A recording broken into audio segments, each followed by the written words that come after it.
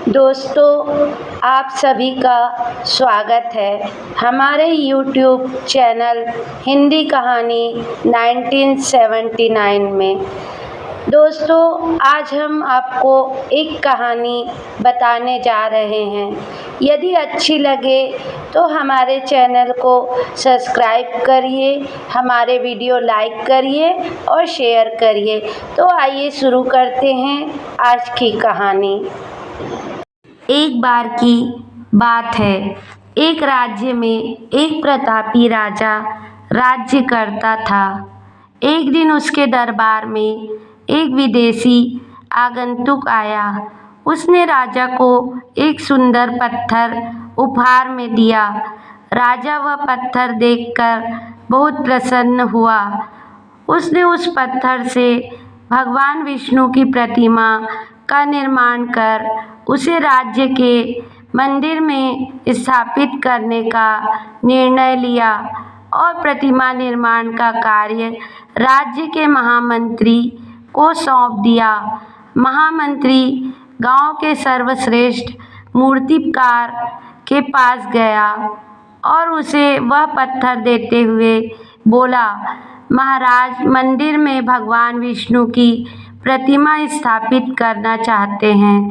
7 दिवस के भीतर इस पत्थर से भगवान विष्णु की प्रतिमा तैयार कर राजमहल पहुंचा देना।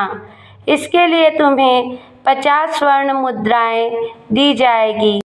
50 स्वर्ण मुद्राओं की बात सुनकर मूर्तिकार खुश हो गया और महामंत्री के जाने के उपरांत प्रतिमा निर्माण कार्य प्रारंभ करने के उद्देश्य से अपने औजार निकाल लिए।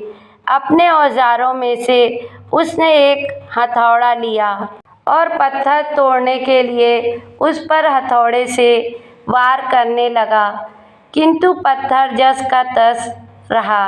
मूर्तिकार ने हथौड़े के कई बार वार पत्थर पर किए, किंतु पत्थर नहीं टूटा।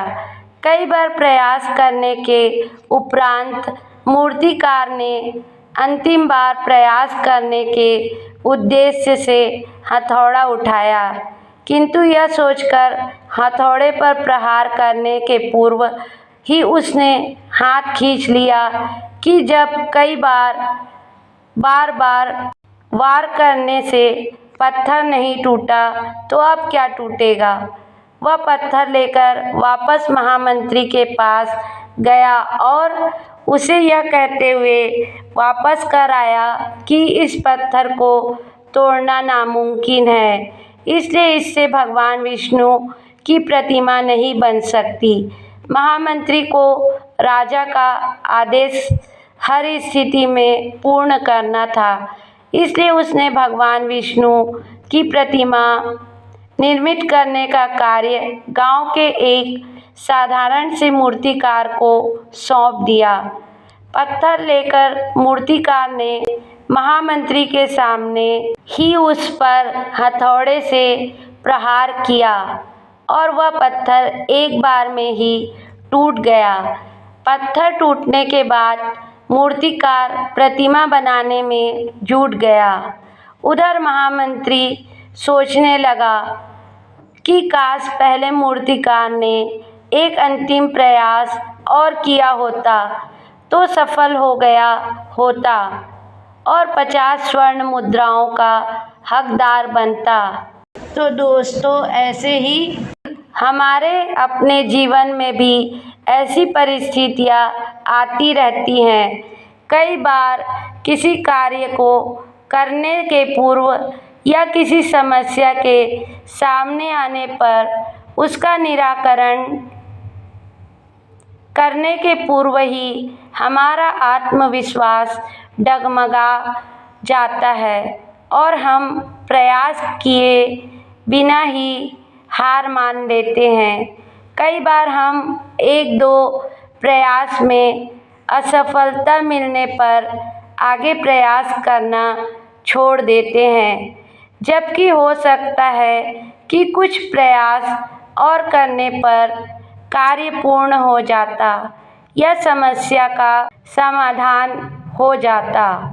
यदि जीवन में सफलता प्राप्त करनी है तो बार बार असफल होने पर भी तब तक प्रयास करना नहीं छोड़ना चाहिए जब तक सफलता नहीं मिल जाती।